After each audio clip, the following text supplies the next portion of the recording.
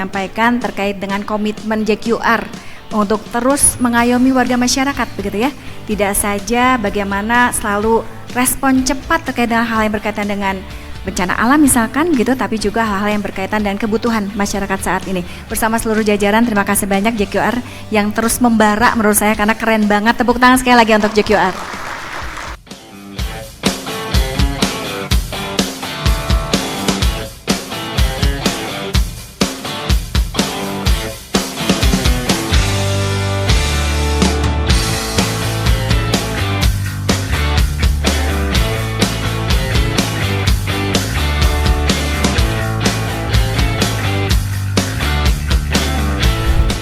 Akan memimpin pada acara talk show kali ini adalah dari Bapak Tri Irwanda Maulana yang merupakan spesialis media dan komunikasi dengan pengalaman kerja sebagai individual konsultan dan menjadi konsultan program di sejumlah organisasi atau lembaga di antaranya ada PET dalam riset landscape sistem kesehatan Indonesia, ada Rumah Cemara dalam pengembangan program media.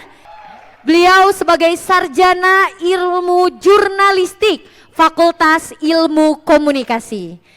Mungkin kita langsung saja kita panggilkan, inilah Bapak Tri Irwanda Maulana sebagai moderator pada talk show kali ini.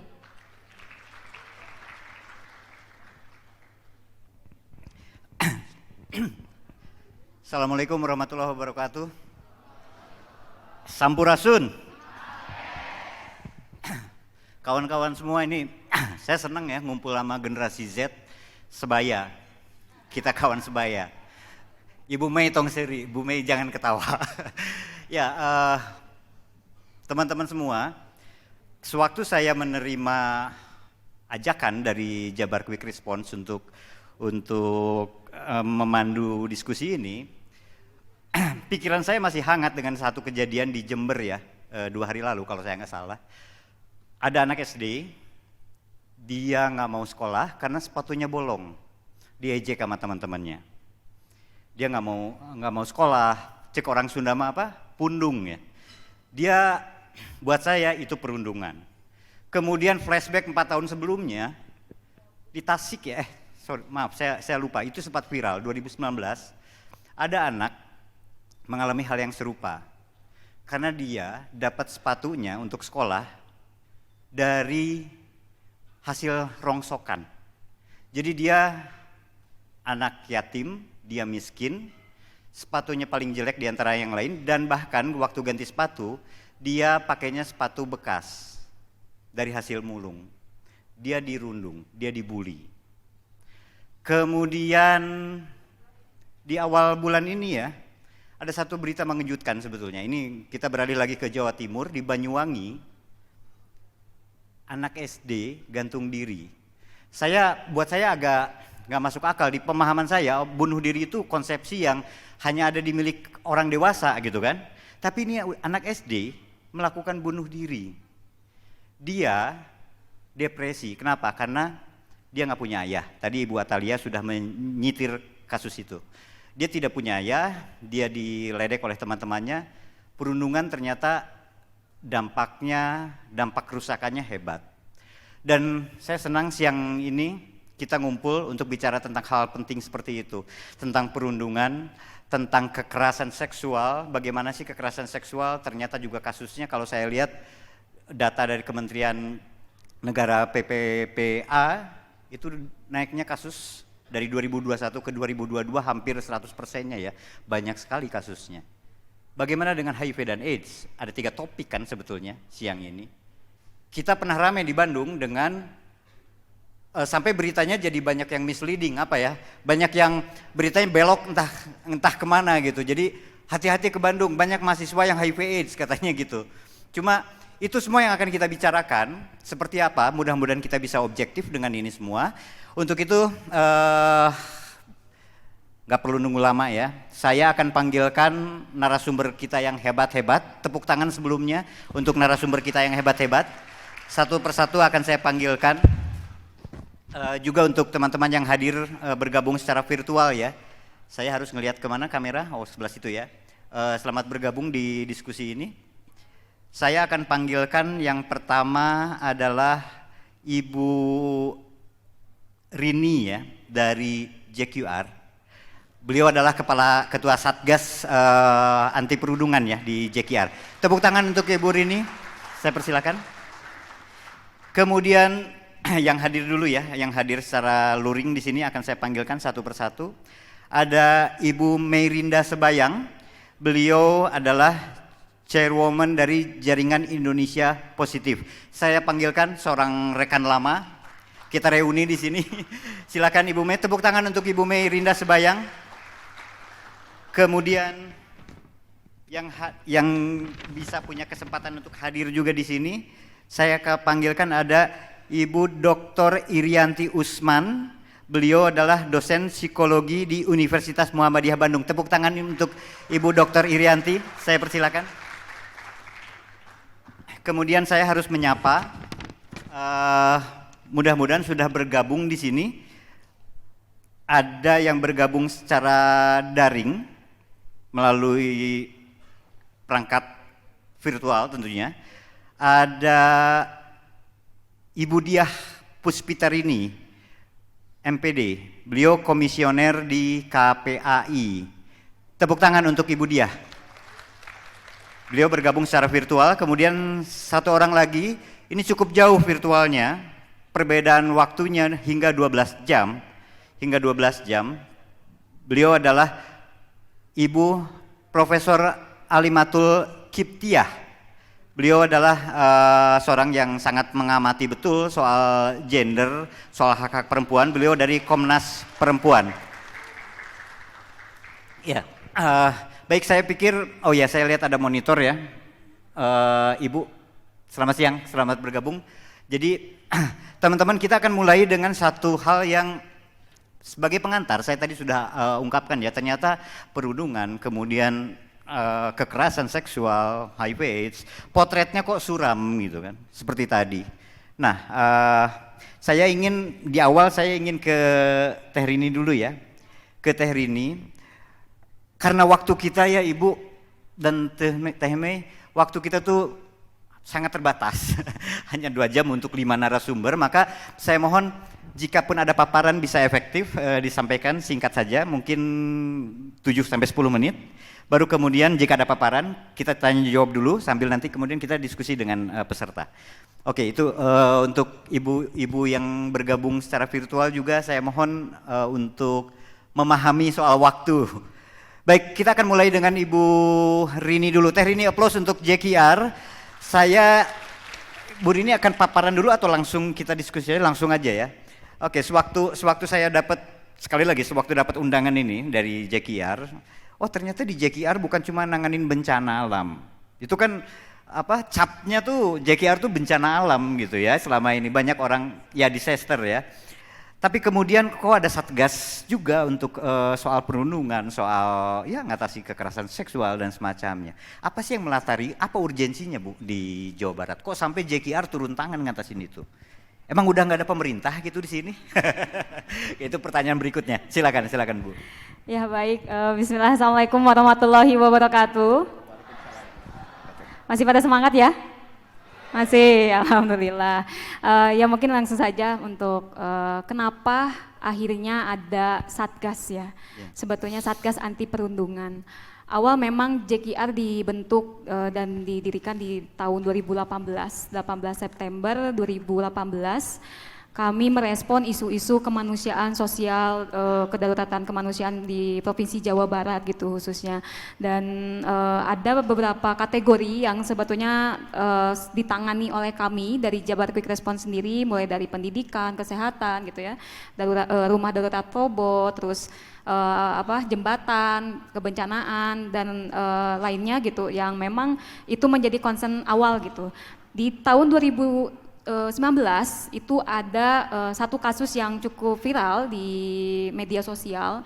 Itu salah satu anak SD, waktu itu anak ini masih kelas 6 SD. Dia dirundung oleh temannya, mungkin tadi ada videonya ya sudah ditampilkan, namanya Nabila.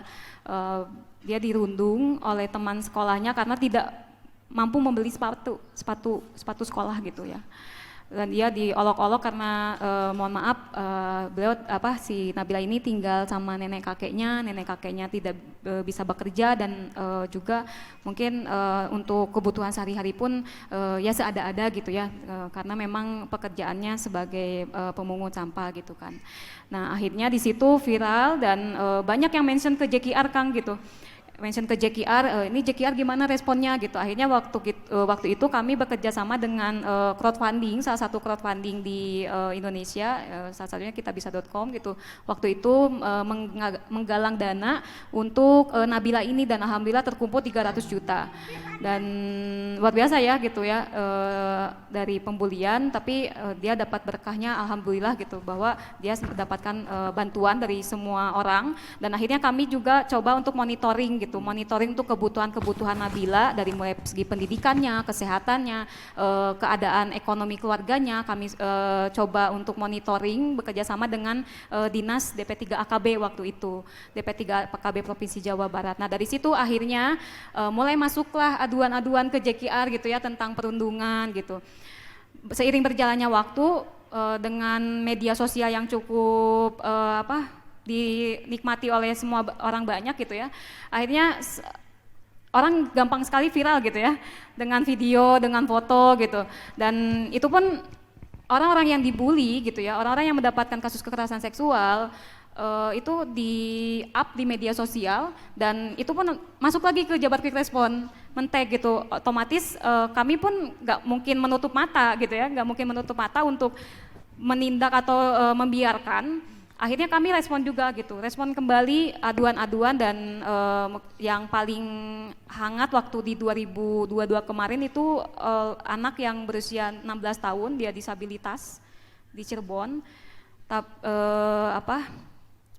tapi dia mendapatkan perundungan dengan teman sebayanya. Nah, di situ akhirnya Bapak Ridwan Kamil mencoba memberikan instruksi kepada Jabar Quick Response membentuk Satgas Anti Perundungan.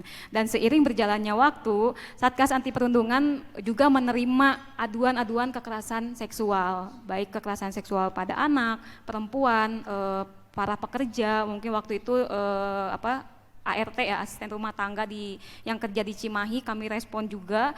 Dan masih banyak lagi gitu aduan-aduan yang lain yang memang akhirnya masuk dengan perkembangan informasi gitu. Tapi kami juga tidak bekerja sendiri, karena untuk kasus-kasus perundungan dan kekerasan seksual ini nggak mungkin sendirian Kang gitu.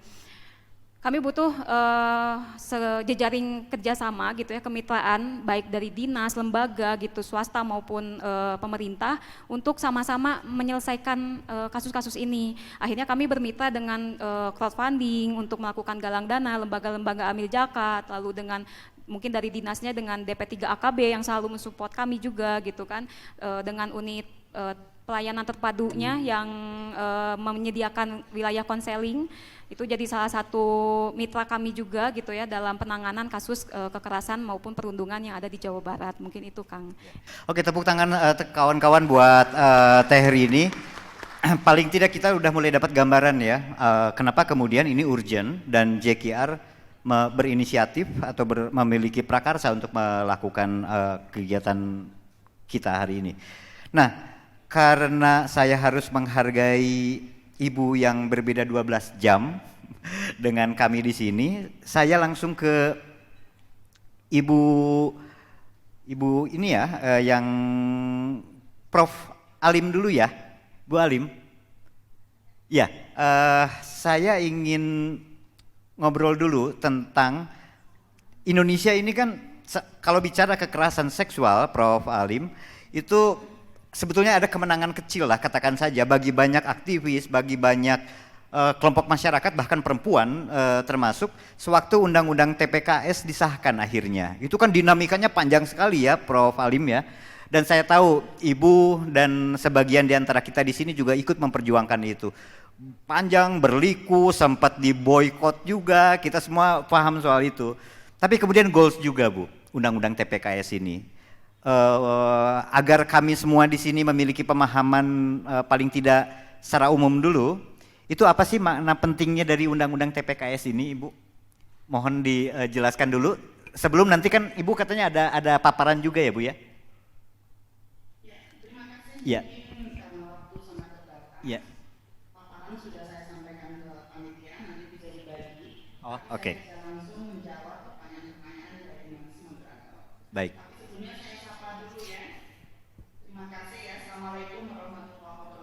Waalaikumsalam. Salam dari New York. Jadi saya punya tugas untuk di PBB ya, terkait dengan bagaimana perempuan dan teknologi, khususnya kekerasan yang berbasis gender yang terjadi atau difasilitasi oleh dunia teknologi, yang mana itu menjadi perhatian yang sangat penting.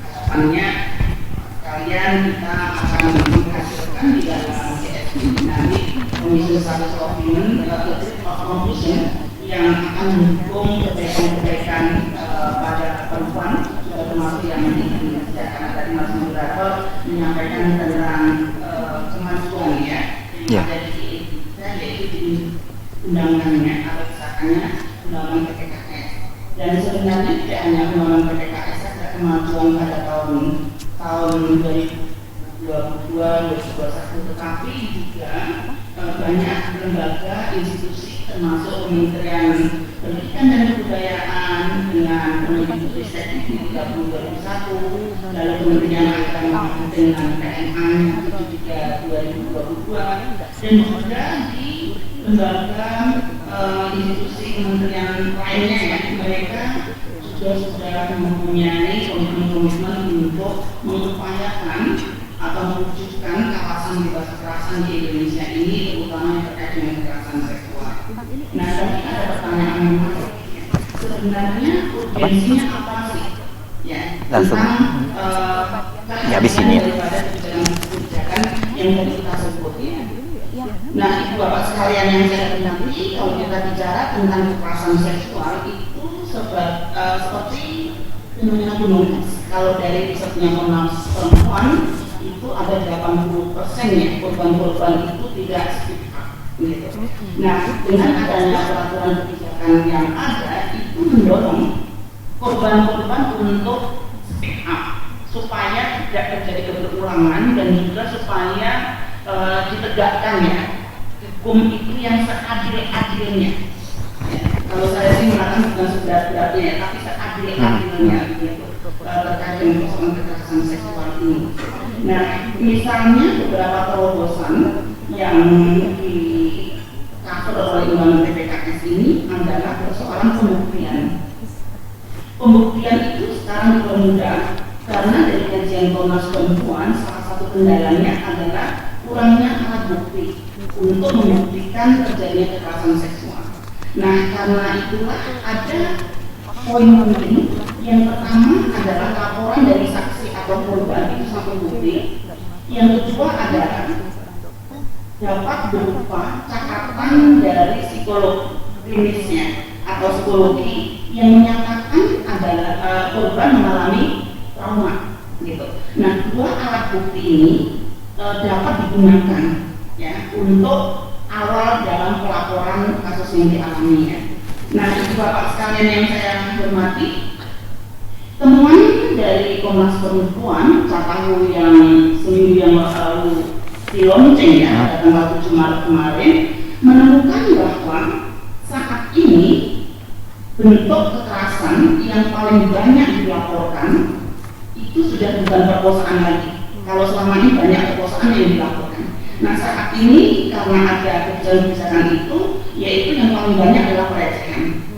Karena pendidikan publik yang banyak dilakukan oleh termasuk teman-teman yang ada di jaringan Jawa Barat Bukti Respon ini ya, adalah memahamkan masyarakat tentang jenis dan bentuk kekerasan.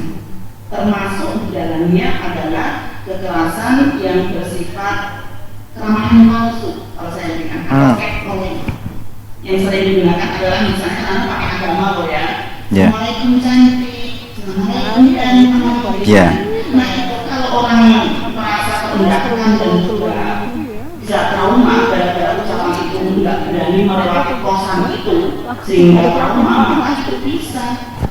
Dan kalau terbukti ada dengan maksud merendahkan ya, maka kekerasan seksual yang sifatnya pelecehan atau non fisik itu jika dapat dibuktikan maka dapat penjara ya 9 bulan atau 10 juta rupiah misalnya ya. Jadi hati-hati ya ibu bapak sekalian dan teman-teman semuanya. Nah kembali pada tadi temuan-temuan dari Cataku ya. Kalau tadi yang pertama adalah yang paling tinggi sekarang pelecehan yang dilaporkan ya, perkosaan itu berikutnya gitu. Nah yang kedua kekerasan makan pacar dan kekerasan dalam pacaran itu sekarang lebih tinggi daripada kekerasan terhadap istri. Padahal Cataku kita Komnas Perempuan selama 20 tahun kekerasan terhadap istri selalu tertinggi. Tapi 2 tahun terakhir ini ibu bapak sekalian terutama dampak daripada pandemi ya, kekerasan itu beralih ke elektronik. Sehingga kekerasan mantan pacar dan kekerasan dalam pacaran itu sekarang tertinggi. Nah ini penting sekali nih Jawa Barat Quick Response ini ya untuk memahami perubahan-perubahan pola ya yang terjadi di Indonesia ini terkait dengan persoalan kekerasan. Nah yang lainnya temuan-temuan menarik adalah kekerasan yang difasilitasi oleh elektronik ya yang sekarang ini sedang kami bicarakan di PBB ya itu memang menyumbang jumlah yang sangat besar. Namun demikian karena ini kita bicara di wilayah Jawa Barat ya, mohon maaf sekali angka kekerasan yang paling tinggi di Jawa Barat. Nah ini yang terlaporkan bisa kita tepuk tangan ya. Dan bisa kita persepsikan negatif. Ya, persepsikan positif dalam arti berarti korban yang tadi 80% tidak berani lapor Sudah berani. nah, sekarang mungkin sudah berani sehingga mungkin Jawa Barat karena ada quick response ya meyakini bahwa kasusnya akan terselesaikan sehingga banyak lapor. Jadi jangan merasa panik dulu ya. Wah ini teman-teman kok Jawa Barat paling tinggi ya. Jangan panik dulu. Bisa jadi kita bisa berbangga berarti sistem yang ada di Jawa Barat itu jalan. Tapi bisa jadi sebaliknya ya memang kekerasannya tinggi misalnya karena penanganannya kurang bagus misalnya. Nah saya pikir itu dulu ya untuk memantik diskusi kita. Nah atau mungkin saya akan teruskan tentang tadi kembali pada pertanyaan pertama tentang urgensi daripada undang-undang PPKS itu. Kalau tadi terobosan yang pertama adalah memudahkan alat bukti yaitu dengan laporan korban dan saksi dan juga catatan psikologi terkait trauma dari si korban itu bisa sebagai alat bukti. Yang lain adalah korban itu dilarang untuk dilaporkan balik atas nama pencemaran nama baik. Karena selama ini banyak terjadi pencemaran nama baik setelah dia melaporkan dia dilaporkan balik. Nah sekarang itu dilarang. Yang ketiga adalah aparat penegak hukum itu juga dilarang untuk mengintimidasi, merendahkan, dan memberhentikan perkara karena latar belakang pelaku atau korban. Misalnya pelaku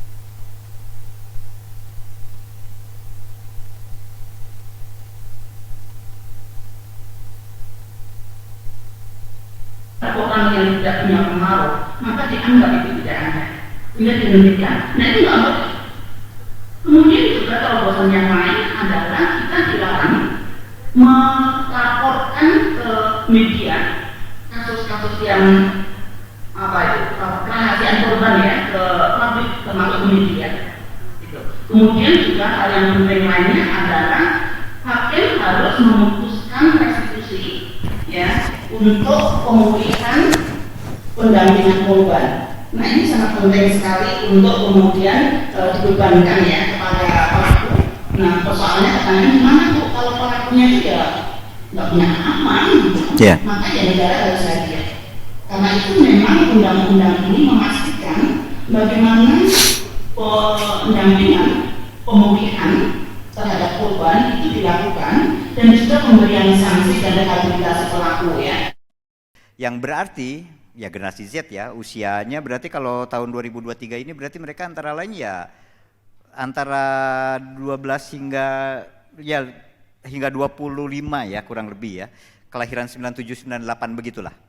Artinya di usia-usia itu kabarnya kita pernah dengar sama-sama termasuk di Kota Bandung, itu fenomenanya cukup memprihatinkan seolah-olah gitulah. Bagaimana? Karena Bu Mei yang saya kenal itu sangat seorang perempuan yang aktif sekali dalam isu HIV dan AIDS itu sudah lama. Gimana sih Ce soal HIV dan AIDS di kalangan generasi Z ini sebetulnya? Iya, terima kasih. Saya mau nyapa dulu buat teman-teman mahasiswa. Assalamualaikum warahmatullahi wabarakatuh. Ya, sekarang topiknya kita beralih dari sebenarnya ada relasi antara kekerasan, kemudian kita bicara HIV, kemudian kita bicara ke generasi Z, kawan-kawan kita yang di depan. Terkait dengan kekerasan, memang juga sudah ada banyak riset membuktikan bahwa perempuan yang mengalami kekerasan seksual, dia mempunyai kerentanan 2-5 kali untuk tertular HIV. Itu satu informasi yang saya rasa perlu untuk kita ketahui bersama. Kemudian kalau kita bicara konteks HIV AIDS dan generasi Z, saat ini itu kan Jabar itu posisi ranking ketiga dengan kasus HIV terbanyak. Yang pertama DKI, yang kedua itu Jawa Timur, diikutin sama Jabar, kemudian nanti kalau tidak salah ada Bali dan yang lain dan provinsi yang lainnya. Jadi Jabar PR-nya banyak. Kemudian kalau kita melihat dari data nasional, ternyata yang paling rentan tertular HIV adalah mereka-mereka yang berusia produktif. Siapa mereka? Dan ternyata dari usia 15 sampai 24 yang kita kategorikan sebagai generasi Z, menyumbang sekitar 24% kepada penularan HIV di periode tahun ini. Tahun lalu, 2022, ini masih kuartal pertama. 24% ya? 24%. Oke. 24% itu harusnya menyadarkan kita bahwa apa sih harus kita lakukan untuk melindungi generasi muda. Kemarin juga saya sempat bicara tuh di acara dengan teman-teman di Padang, bicara juga soal bagaimana kalau misalnya kita ke teman-teman generasi Z yang 24% itu tertular, tidak terproteksi, tidak berobat, apakah akan menjadi suatu generasi yang hilang? Kan itu kan berarti big loss ya buat negara, big loss buat bangsa ini. Nah, kerentanan ini sendiri kalau misalnya tadi kaitannya sama perundungan dan kekerasan seksual, yang menurut saya kekerasan seksual itu tidak hanya rentan pada perempuan, tapi laki-laki, dan jangan lupa kita juga harus sudah mulai mengakui bahwa ada teman-teman transgender dan waria di tengah-tengah kita. Mereka juga mempunyai kerentanan kekerasan seksual lebih berlipat ganda. Nah, kalau kita bicara kerentanan perempuan, kemudian kaitannya dengan HIV. Jadi saya waktu itu ngelakuin tesis waktu saya kuliah terakhir itu terkait dengan kekerasan sebenarnya. Kekerasan berbasis gender, yang lebih notabene itu kan kekerasan sebenarnya ada beberapa bentuk ya, dan salah satunya kekerasan seksual. Dari tesis yang saya lakukan itu saya mengidentifikasi ada beberapa faktor-faktor yang menyebabkan khususnya perempuan memiliki kekerasan seksual. Ini buat mahasiswi-mahasiswi nih di ruangan ini dan juga yang sedang bergabung secara online dengan kita. Teman-teman memiliki faktor kekerasan seksual dari kondisi, kalau kita lihat dari struktur yang paling atas yang merupakan tanggung jawab negara adalah poverty atau kemiskinan. Kenapa poverty atau kemiskinan? Tadi ada kasus kan perundungan akibat tingkat ekonomi dan lain sebagainya, itu juga sudah menjadi benang merah yang bisa kita lihat. Kemudian adalah, tadi juga kita bicara soal ruang aman. Apakah negara menciptakan ruang aman untuk perempuan supaya mereka tidak memiliki kerentanan yang berlipat terhadap kekerasan seksual? Apa ruang aman? Sekolah tadi udah nggak bisa. Rumah, pelakunya juga ada di dalam rumah. Pacaran, pacarnya sendiri. Belum lagi di jalan, di sweet hey hey misalnya, kemudian di cat yelling dan lain sebagainya. Di mana ruang aman? Makanya negara sebagai duty barrier memenuhi hak atas warga negaranya harus memiliki menciptakan ruang aman. Apa produknya? Kebijakan-kebijakan, penegakan hukum, aturan yang memang dijalankan. Sekarang kita punya undang-undang TPKS, kita punya KUHP yang baru. Jalankan penegak hukum. Tapi apa yang menjadi PR-nya? Banyak banget sebenarnya bottleneck atau gap dalam penegakan hukum di tanah air kita. Apalagi khususnya terkait dengan perempuan. Saya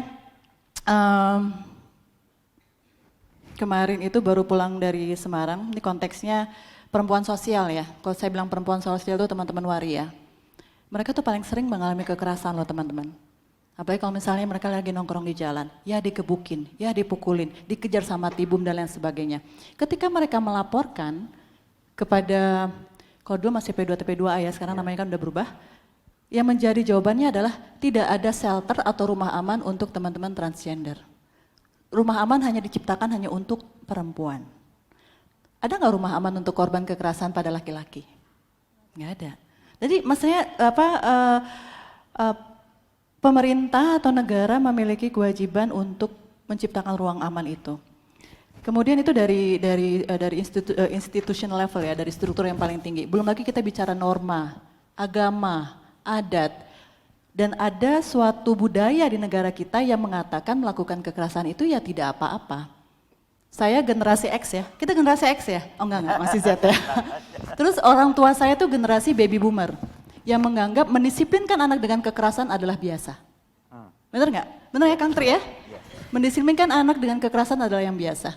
Tapi kalau generasi Z dicubit sendiri kan sebenarnya bisa lapor ya. Karena sebenarnya semua sudah tersensitisasi apa itu sebenarnya harassment atau pelecehan atau misalnya kekerasan.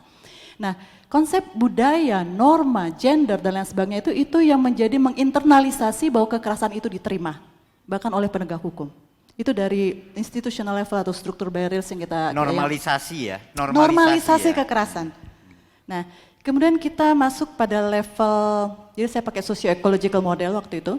Saya masuk pada level berikutnya, saya melihat hubungan antar personal, antar masyarakat, antar keluarga, antar pasangan, kemudian juga antar lingkungan pendidikan maupun di aspek-aspek yang lain. Apa yang menjadi masalahnya? Yang menjadi masalahnya adalah kita tidak terdidik di dalam berkomunikasi untuk bisa mengekspresikan apa yang ingin atau apa yang kita rasakan. Budaya kan? Tapi menginternalisasi pada antar personal level dalam kajian yang saya lakukan. Kita tidak terdidik untuk mengekspresikan, bahkan teman-teman deh, mahasiswa, kalau pacaran bisa curhat sama orang tuanya enggak? Bisa enggak? Enggak. Curhatnya kemana? Ke temennya. Atau kita mau bicarakan, sekarang kita nggak bicara soal tabu atau nggak tabu ya. Bagi mereka, dan kita nggak boleh hipokrit juga, banyak dari teman-teman mahasiswa kita juga sudah melakukan hubungan seksual. Dari mana mereka dapat informasinya? Film bokep. Bener nggak? Bisa nggak cerita sama orang tua? Orang tua ngajarin nggak mungkin kan? Tapi ketika itu sudah terjadi, apa yang harus dilakukan? Makanya ada beberapa pendekatan-pendekatan yang sebenarnya dalam kajian itu diusulkan. Sekarang itu sebenarnya sudah ada beberapa upaya seperti comprehensive sexual education di luar sekolah. Karena apa? Pendidikan seksualitas masih ditentang dalam kurikulum sekolah kita. Tapi itu fakta loh. Kalau bicara fakta, cobalah melihat dari data yang ada. Nggak berdasarkan asumsi, nggak berdasarkan opini, nggak berdasarkan apa yang seharusnya tertulis. Tetapi apa yang seharusnya terbukti. Dan itu yang harus dilakukan menjadi khususnya pemerintah sih sebenarnya pesannya. Untuk menjadikan kalau bikin program berbasis bukti, berbasis data, apa yang terjadi, siapa yang paling rentan, apa yang harus dilakukan. Apa yang dilakukan jangan hanya menurut opini yang ada dalam pikiran, tapi apa kajian-kajian atau operational research yang sudah dilakukan itu terbukti berhasil. Itu yang diadaptasi, itu yang diadopsi. Nah sekarang kita masuk pada interpersonal level yang menjadi penyebab kerentanan perempuan terhadap kekerasan seksual. Ini ya buat teman-teman perempuan, dan buat teman-teman laki mungkin relevan, tapi mudah-mudahan ada kajian untuk kekerasan terhadap laki-laki. Jadi karena kajian banyaknya kekerasan terhadap perempuan kan. Teman-teman rentan kekerasan karena faktor usia. Kenapa saya sebut usia? Usia muda tidak punya negosiasi tawar yang kuat. Ketika pelaku lebih tua, teman-teman tidak bisa berkata tidak. Usia. Ya. Kemudian pola asuh. Oke. Kalau kita bicara pola asuh, budaya saya orang Batak Melayu. Budaya saya beda. Sama budaya Jawa, sama budaya Sunda. Pola asuh itu akan membuat juga teman-teman punya kerentanan terhadap kekerasan seksual. Nah, kemudian, tunggu saya lihat dulu catatannya. Udah tua masalahnya Kang Tri. Jadi, tapi saya masih generasi Z kok sebenarnya. Oh gitu ya. Ya, Ngarep. beda tipis lah. Beda tipis ya, lah. beti-beti. Oke, dari yang intrapersonal level, memang level di di tingkat personal adalah level pendidikan. Semakin rendah tingkat pendidikan perempuan, semakin tinggi kerentanannya terhadap kekerasan seksual. Kemudian, nah ini nih yang menarik nih. Ketika perempuan juga menjadi saksi atau melihat kekerasan yang terjadi di lingkungan keluarganya. Karena itu adalah vicious cycle ya, itu adalah siklus Lingkaran setan kali ya. iyalah ya, lingkaran. Saya sebenarnya nggak suka bawa-bawa setan di panggung ini. Tapi itu lingkaran setan yang menyebabkan kalau teman-teman menjadi saksi, melihat kekerasan yang ada di lingkungan sehari-hari sehingga terinternalisasi bahwa it's fine. Hal itu biasa. Nanti sudah besarnya cuman 2 gendangnya. Kalau nggak jadi korban, bisa jadi pelaku. Sehingga lingkaran kekerasan itu harus diputus. Nah, hal-hal lain yang menjadi faktor kekerasan juga adalah penggunaan drugs, penggunaan alkohol, dan kemudian kerentanan kekerasan seksual pada perempuan adalah ketika teman-teman perempuan melakukan hubungan seksual lebih dini. Saya stop dulu di situ. Lebih dini ya? Lebih dini. Oke. Tepuk tangan untuk Merinda Sebayang, teman-teman. Ada beberapa poin yang bisa kita diskusikan lebih jauh ya. Saya tertarik tadi, saya baru sadar juga ya, tidak ada rumah singgah untuk transpuan, tidak ada rumah singgah untuk laki-laki, kan gitu. Semua buat perempuan. Apakah ini perempuan sudah dapat tempatnya sekarang dan yang lain malah tersingkir? Itu yang bisa kita diskusikan lebih jauh ya. Salah satunya, ada banyak tadi. Saya akan sapa kembali Mbak Diah dari KPAI. Dan hari ini kami sedang mengkaji bahwa ternyata kalau di dalam kasus kekerasan seksual ini fenomena di tahun 2023 trennya kok banyak-banyak. Ya, ada yang 1, 2, bahkan 20 kali 23 di Jawa Barat itu sudah sempat ramai 13 korban yang pondok pesantren. Kemudian kalau para mahasiswa membaca informasi di internet, misalnya di Batam itu sampai kasus 23, di Jogja itu 23 korban, dan mereka masih anak-anak dan mereka juga masih generasi Z.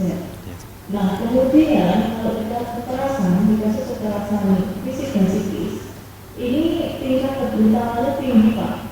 Pak dan para mahasiswa yang hadir, saya sampaikan kasus yang sempat ramai ini seperti di Sulawesi Selatan ya, di Makassar, di mana mereka masih sangat muda, anak usia SMA, SMP yang kemudian membunuh anak SD ya, yang akan dijual organ tubuhnya. Ginjalnya itu ya.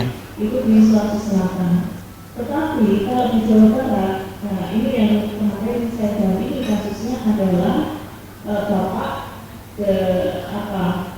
yang orang tua yang kemudian melakukan kekerasan pada anak sampai anaknya meninggal dunia ya di Cimahi Jawa Barat, belum kasus yang lain. Nah ini perlu mendapat perhatian bersama bahwa Indonesia ini adalah negara dengan tingkat kekerasan yang cukup tinggi dan kita darurat kekerasan. KPI sudah menyampaikan itu di awal tahun 2023 bahwa Indonesia darurat kekerasan apapun. Kekerasan seksual tadi Prof. Ali sudah menyampaikan, kekerasan fisik juga demikian. Bahkan mohon maaf yang kasus terakhir yang Mario Dandi ini pun juga kami lihat bahwa kasus ini selain viral juga ternyata tingkat kebrutalannya cukup tinggi. Ya, salah satunya dengan perilaku, bahkan ada manipulatif serta upaya untuk merencanakan. Walaupun belum sampai pembunuhan, tetapi bahwa disampaikan mati pun juga tidak apa-apa, itu sudah bagian dari kerangka untuk akan menghabisi ya nyawa seseorang. Nah ini yang menjadi perhatian bersama. Kami yang pertama ingin generasi Z ini memiliki tingkat aware yang cukup tinggi. Jadi saya berharap pada kesempatan hari ini banyak mahasiswa ini semakin banyak memberikan memberikan penjelasan kepada teman-temannya. Sebab kalau misalnya kami ataupun orang tua menyadarkan itu kan agak susah ya, Prof. Alim ya. Tetapi kalau sesama sebaya itu sangat mungkin untuk bisa melakukan pencegahan kekerasan. Baik sebagai pelaku ataupun juga sebagai korban. Korban ini dalam satu sisi memang secara relasi sosial lemah ya. Tetapi ingat bahwa korban yang kemudian dia bisa memberontak atau dia bisa melakukan perlawanan itu juga butuh keberanian. Maka saya kira kesempatan hari ini sangat tepat sekali ya untuk menyadarkan banyak generasi-generasi kita agar mereka tidak hanya aware, tidak hanya mencegah, tetapi juga bisa melakukan perlawanan. Kalau hanya diam saja, tidak melakukan perlawanan yang terjadi kekerasan itu akan berhasil. Ya Mbak Diah, mudah-mudahan udah bisa dengar suara saya. Belum masuk juga. Berarti saya kasih bahasa isyarat lagi, bagus Bu. Saya akan langsung ke Ibu Irianti. Bu Irianti, beliau adalah pengajar di Fakultas Psikologi Universitas Muhammadiyah. Saya langsung karena waktu juga ya Bu ya, tapi jangan salah, meskipun waktunya singkat, tapi Ibu adalah pemuncaknya seolah-olah gitu. Saya ingin tahu langsung ke poinnya begini Bu. Tadi disinggung oleh Mbak Diah tentang peran teman sebaya katakan saja. Apa sih peran teman sebaya seharusnya, dan seharusnya bagaimana peran itu dimainkan untuk mengatasi yaitu kekerasan seksual yang seperti tadi, perundungan yang seperti tadi, dan tadi Kak Mei juga sudah bicara tentang HIV/AIDS. Apa sih, kelihatannya kan peran teman sebaya ini besar nih Bu, tapi bagaimana cara dia bisa memainkan perannya? Silakan. Bismillahirrahmanirrahim. Saya mau menyampaikan salam dulu nih untuk teman-teman mahasiswa, boleh ya? Silakan. Kang Tri ya. Ibu dosen ya soalnya ya. Oke, baik. Assalamualaikum warahmatullahi wabarakatuh teman-teman. Semoga belum kelaparan ya. Oke. Baik, makasih Kang Tri. Jadi pertanyaan Kang Tri tadi itu pertanyaannya kesannya simple tapi jawabannya komprehensif banget gitu ya. Oh, silakan. Jawabannya luar biasa. Jadi kita harus kembali ke purpose of life ya, tujuan hidup dulu. Kalau orang Jepang ada nggak yang tahu apa kalau orang Jepang purpose of life teman-teman? Ikigai ya, ikigai. Kalau orang Prancis apa? Raison d'être katanya gitu ya. Raison d'être. Waduh, yang bisa bahasa Prancis keren banget. Baik, jadi sebenarnya kembali kepada purpose of life seseorang, terutama purpose of life orang tuanya. Kemudian kemudian disebut dengan anchor. Jadi kalau dalam ilmu psikologi Islam itu ada disebut dengan anchor. Kita manusia ini dalam psikologi Islam dianggap sebagai atom yang tidak stabil. Ya, kayak radioaktif itu kan atom yang enggak stabil. Nah, atom yang enggak stabil itu harus mengaitkan dirinya ke sebuah pegangan, sebuah anchor. Ya. Nah, kita ini adalah jiwa yang labil gitu loh. Jadi ada kecenderungan baik, ada kecenderungan buruk gitu ya. Kalau dari di Quran, kalau untuk yang beragama Islam gitu ya, dikatakan bahwa ada 4 potensi dasar dari manusia, teman-teman semua, Bu Yanti, Kang Tri, ya, semua yang ada di sini ya, Teh Rini dan Bu Maya ya, itu juga punya sebuah 4 potensi dasar yang akan membedakan kita dengan binatang, ya. Pertama, potensi kita itu adalah potensi untuk merasa dengan panca indera kita. Jadi kalau orang yang buta gimana Bu? Orang yang tuli gimana? Kita tetap punya kemampuan merasa, tapi dikuatkan di bagian indera yang lain oleh Tuhan gitu ya. Jadi kan makanya saya nggak langsung menjawab peran teman-teman gitu ya. Sebenarnya peran keluarga dulu sebenarnya, ya, orang tua dulu yang seharusnya memupuk biji itu di dirinya sendiri, di diri istrinya untuk istri ya, di diri anak-anaknya. Pupuk yang 4 itu insya Allah nggak akan pernah terjadi bullying dengan jenis apapun juga, kekerasan dengan jenis apapun juga, karena kita semua tuh punya potensi. Coba teman-teman punya biji kangkung nggak misalnya gitu ya, punya 4 biji kangkung. Yang satu ditaruh di tempat yang lembab, yang ada airnya, ada pupuknya, ada terisi gitu ya. Yang satu lempar aja di mana? Lempar yang dua, yang tiga taruh di matahari terang-terang gitu. Yang tumbuh yang mana? Yang pertama saja. Yang lain terlalu cepat di matahariin atau ini ya enggak bisa dia tempat yang tidak lembab dan seterusnya gitu ya. Jadi orang tua dulu. Nah, dari anchor orang tua itu mengengkerkan ketidakstabilan jiwanya itu kemana? Apakah kepada harta dan jabatan atau pangkat? Apakah kepada dirinya yang maha segala? Apakah kepada orang lain, bapak gua jenderal, kakek gua jenderal, bapak gua siapa gitu ya, pejabat pajak misalnya gitu ya. Kayak mobil gua Rubicon ya, gua keren gitu kan ya, atau bapak gua, atau naik lagi, oh sistem nilai, kita berpegang pada sistem nilai yang baik. Tapi sebenarnya menurut para ahli psikologi Islam juga dan para ahli psikologi yang lain juga mengatakan, bahkan Albert Einstein mengatakan, kenapa peradaban manusia hancur? WHO mengatakan, maaf, generasi Z adalah generasi yang paling lemah sepanjang peradaban manusia. Ya, X, Y, Z ya, baby boomer, X, Y, Z, ini yang paling lemah sepanjang peradaban. Paling baperan katanya, paling pendek sumbu, paling susah konsentrasi, paling segala macamnya gitu ya. Saya nggak mau nanya teman-teman apakah merasakannya, tapi dari semua yang teman-teman yang lain ya merasakan gitu ya. Merasakan ya, oh my God, guys, I'm sorry. Ya jadi ada 1.700-an murid-murid tanyain waktu itu Kang Tri. Gimana, apakah kalian merasakan susah konsentrasi? Susah berpikir matematika, fisika, kimia? Apakah suka merasa lebay, tiba-tiba nggak enak aja perasaan? Tiba-tiba mau marah, mau bunuh diri, mencoba bunuh diri. Semuanya mengatakan, iya bu, gitu ya. Jadi saya pikir, wow, oke, berarti PBB nggak salah dong mengatakan begitu. Bu Yanti juga sering dibully waktu kecil gitu ya. Tapi nggak ngaruhnya sampai mau bunuh diri, nggak pernah gitu ya. Tapi jangan dikira teman-teman, untuk generasi yang anchornya tidak jelas, untuk orang tuanya yang nggak tahu dia meletakkan kebahagiaan atau sense of achievementnya itu kepada apa? Apakah kepada harta, jabatan, pangkat? Apakah kepada dirinya sendiri? Apakah kepada orang lain? Apakah kepada sistem nilai? Apakah kepada Tuhan?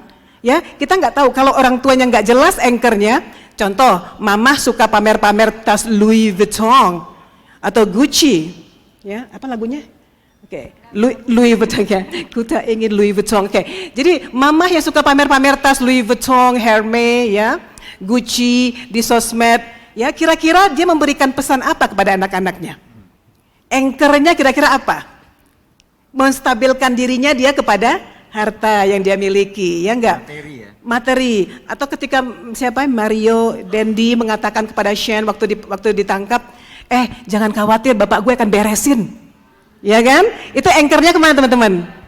Orang lain gitu ya, kekuasaan gitu ya. Nah jadi begitu anchor hartanya nggak bermanfaat, begitu anchor dirinya ditangkap, dia naik kepada anchor orang lain. Ternyata orang lain juga udah sedang bermasalah sekarang, ya enggak?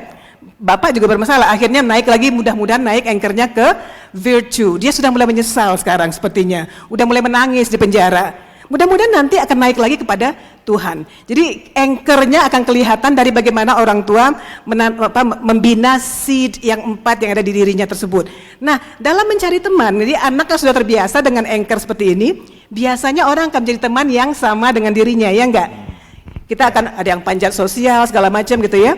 Nah, tanpa bertanya dulu ya, anchor lu apa? Jadi ada kata Socrates nih. Ya kalau Kang Tri kenalnya Socrates ya, kenal baik. Pernah dengar namanya. Oke, kenal baik gitu ya. Socrates mengatakan, ketika kamu mau menanyakan ya, apakah seseorang itu pantas ya menjadi temanmu, tanya 2 hal dulu. Yang pertama katanya, tanya dulu, lu mau hidup apa mati? Pertanyaannya, kan tanya teman-teman sebelah, teman-teman, lu mau hidup apa mati gitu kan ya. Kalau ada yang bilang, gua rasanya mau bunuh diri aja lah, gua nggak mau ini, nggak mau itu gitu ya. Ini sudah waktunya teman-teman menjaga jarak dengan teman ini gitu ya. Ini bukan teman yang akan bawa kebaikan. Yang kedua tanya, oke, lu mau hidup, oke. Terus lu mau hidupnya seperti apa? Yang bermakna atau yang biasa-biasa aja?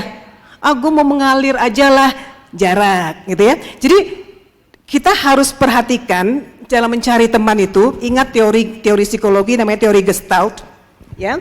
Kita misalnya nih ada 10 orang yang berpakaian baju merah, ya Kang Tri ya. ada 10 orang pakai baju merah, datanglah seorang anak yang berbaju pink masuk kelompok itu. Kira-kira yang baju pink dianggap bagian dari 100 yang merah ini atau enggak? Cenderungnya gimana? Sekelompok besar orang berbaju merah, tiba-tiba ada nyelip satu yang warna pink di situ. Apakah dia dianggap memang beda banget? Oh, berarti salah teori, loginya salah itu berarti ya. Sedangkan teorinya mengatakan dianggap bagian dari itu. Ya, dalam sebuah hadis dikatakan, kata Nabi, kamu sebaiknya nggak usah deket-deket sama sampah, lama-lama kamu bau sampah. Ya, sebaiknya kamu deket-deket orang yang jual parfum supaya akhirnya kamu ya dianggap pakai parfum supaya wangi gitu ya. Jadi dalam cari teman itu bukannya berarti kita membeda-bedakan orang, tapi pilih teman dekat teman-teman itu, your best friend, your bestie itu, bestie yang akan membuat teman-teman bisa mendevelop 4 tendensi dasar yang tadi itu. Yang nggak toksik ya? Yang nggak toksik ya. Ada teman yang bilang, kita nggak bisa, kita nggak bisa untuk benci orang-orang pinter, kita mau sini aja yuk.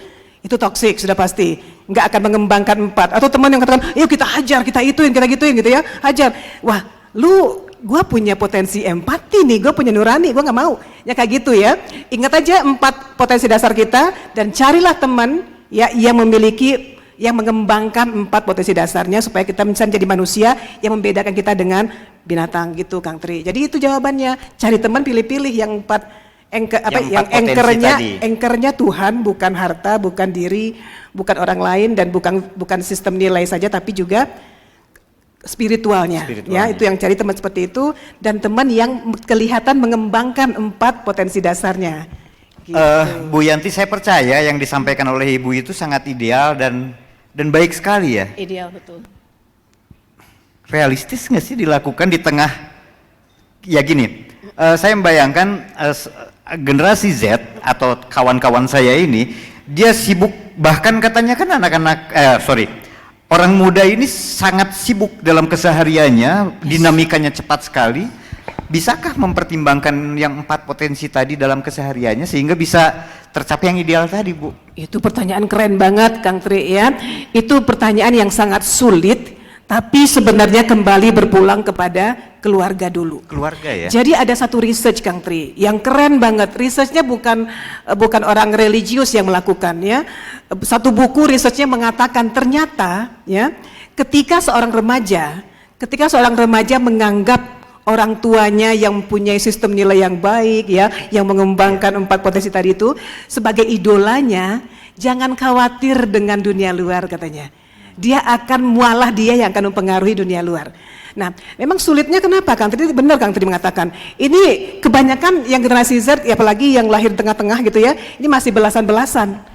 Orang sebelum umur 21 tahun teman-temannya masih dalam stage personal fable, Kang Tri. Apa itu personal fable? Ngerasa dunia ini nggak ada kerjaan lain selain memperhatikan kita. Pasti orang ngelihat sepatu gua nggak keren. Pasti gua dianggap jelek. Pasti gua dianggap nggak gini. Pasti baju gua nggak. Pori-pori gua kelihatan. Oh iya, kayak orang nggak punya kerjaan lain selain memperhatikan gue. Tapi itulah remaja. Bu Yanti juga pernah remaja. Ya, dulu begitu mulai remaja disuruh ibu beli garam, kalau waktu kecil beli garam Yanti langsung lari ya. Tapi ketika remaja Yanti beli garam langsung, ntar Bu sisiran dulu, pastikan ganti baju dulu, dandan dulu. Aduh udah oke belum? Hah? Ya itu dia. Ya takut dibully, nanti ada preman-preman yang bully, cakep, cantik, ya assalamualaikum, ya kayak gitu, yang bullying seperti itu ya, yang udah biasa banget di masyarakat. Itu dia catcalling. That's true. Jadi memang sulit ya, tapi usahakanlah itu. Dan makanya kemarin saya punya podcast namanya Bikin Pintar, teman-teman kalau mau ikutin podcastnya. Jadi kita kemarin menginterview 2 orang anak Z, Kang Tri. 2 orang anak Z, satu yang Z awal, satu yang Z akhir gitu ya. Dan dua-duanya jawabannya sama, teman-teman. Apakah teman-teman akan bisa relate ya? Dua-duanya mengatakan, Mom and Dad, ya, take us out to eat katanya. Ajak kami makan, ajak kami ngobrol, bukan memberi makan kami, ya, bukan memberi kami mobil, tapi ajak kami ngobrol. Memberi makan nggak sama dengan ngasih makan katanya. Wow, that's crazy gitu ya.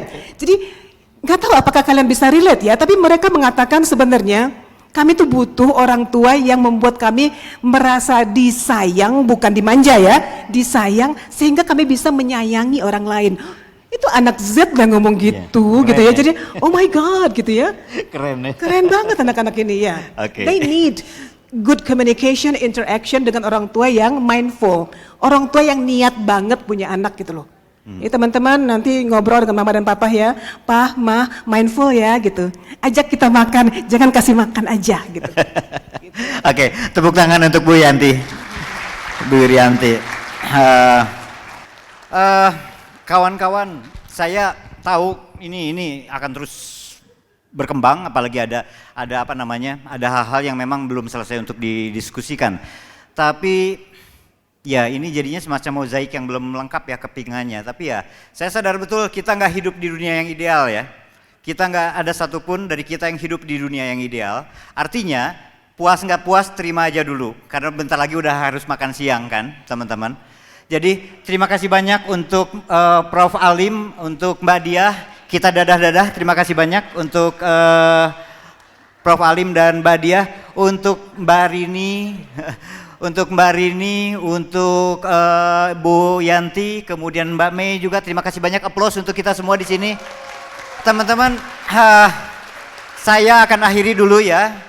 Saya nggak bisa bikin pantun, jadi jangan minta saya bikin pantun. Yang jelas kesimpulannya ada di kepala kita semua. Ini kan masalah dari dulu udah dibicarakan, tapi nggak kelar-kelar, berarti ada masalah kan di situ. Jadi teman-teman saya akhiri, mohon maaf kalau ada kekurangan. Assalamualaikum warahmatullahi wabarakatuh.